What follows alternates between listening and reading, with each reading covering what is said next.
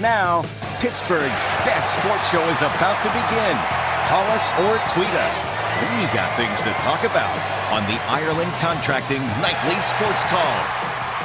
All right, Ken, thanks very much. Good evening, everyone, and welcome to a Wednesday night edition of the Ireland Contracting Nightly Sports Call right here on Pittsburgh CW. The number to call on the Bordas and Bordas hotline is 412-575-2600. You can also tweet this program at KD Pomp. That's my Twitter handle.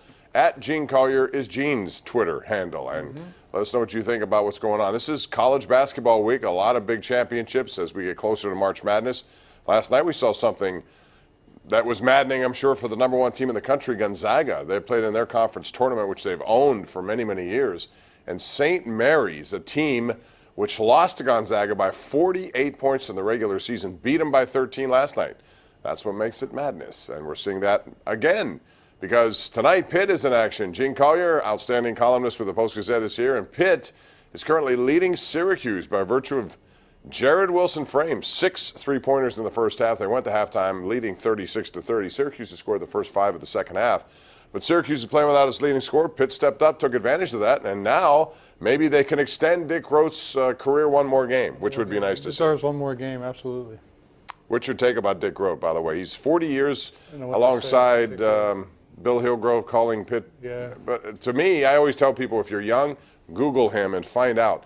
He was, as Jerry Dulac pointed out, I thought very, very nicely, Bo Jackson before Bo Jackson was Bo Jackson. Yeah, probably the greatest athlete ever to come out of Western Pennsylvania, Bob. And really, I mean, of all the people that you ever had the opportunity to sit down and talk to, Dick Rote would be in my top 5, top 3, top 2, top 1. I mean, I could sit and listen to Dick Rote forever. He's had such tremendous sports experiences in both baseball and basketball, and he's just a wealth of knowledge and memories, and congratulations to him on such a great career. Yeah, and there's no doubt I remember the days of the Big East tournament. He was going up there with Hillgrove and company. We would go up to cover it, and there would be tremendous atmosphere afterwards, beforehand, and it was just a great trip to go. And so Gene and I really wish the best for Dick Rote, who's 89 years of age, going strong, and he's at that game tonight. We'll see how it goes right now. Syracuse has the lead at 40-39.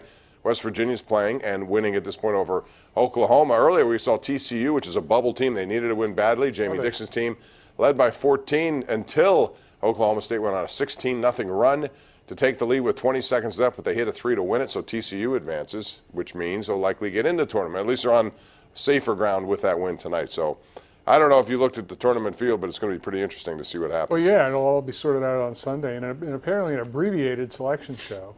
So I'm all for that.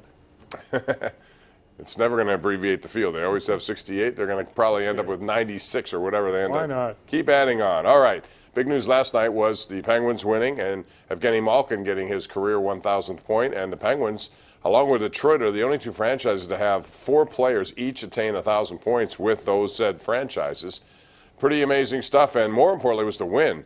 The Penguins now have won 2 games against 2 of the elite teams in the East. So, Gene, I ask you, they're in the playoffs right now. I assume they'll get in some way, whether it's division winner, second, third, whatever the case. When they get in, how tough will they be to deal with? Yeah, no, I think once they get in, they'll be, as Jimmy Rutherford mentioned last week to me, that when they get in, they'll be the equal of anybody. Starting from the first round of the playoffs. I'm pretty sure they're going to get in now because, nothing makes that more solid than me writing a long column about how they might not get into the playoffs. That's when they really start playing well. All right, we also saw NFL free agency. It continues, and Le'Veon Bell late last night, early this morning, got a deal, but not what he was offered in Pittsburgh, which 2 years ago might have been the better play for him. He chose to sit out because he wanted to make a point that he was going to get what he wanted, which was about $17 million a year. So Gene, he's going to be rich for the rest of his life unless he blows the money. But as far as his strategy, it looked to be a losing strategy. Would you agree? Absolutely. He cost himself $14 million to get not what he wanted. I don't know. That pretty much sums it up. We're going to go to break, and I have an interesting question from Phil Petraglia on Twitter. And you can think about this and call us with your thoughts. Has there ever been an athlete who left town with worse feelings left behind? Yager, Harrison, Bonds, and now Antonio Brown. Think about that. Give us your answer. We'll take a break. Come back. 412-575-2600. That's the number to call. right here on Pittsburgh CW. The Ireland Contracting Nightly Sports Call is brought to you by Ireland Contracting, celebrating 25 years as Pittsburgh's #1 home exterior expert in roofing, siding, windows, and gutters, where honesty and integrity still matter.